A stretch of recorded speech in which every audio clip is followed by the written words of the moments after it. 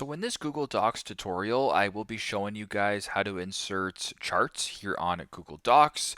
So if I were to type in charts right here and I want to insert a chart below it or whatever, I go to the top left, press insert, then scroll down to where it says charts. Then you can go ahead and either select a chart from your Google Sheets account, or you can do a bar chart, column chart, line chart, or pie chart. For this example, I'll just go ahead and select pie chart as an example.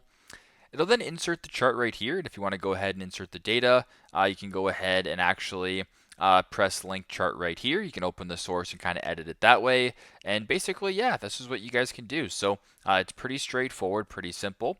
If you want to insert maybe another chart, for example, we can go to insert charts right here, do a bar chart, take a couple seconds, insert that way. And if you want to go ahead and select the chart that it's being linked to, it'll bring you to Google Sheets where you can go ahead and connect the charts with the data that way. So pretty simple, pretty straightforward. That's how to insert charts on Google Docs. Thanks again for watching and hope this helps.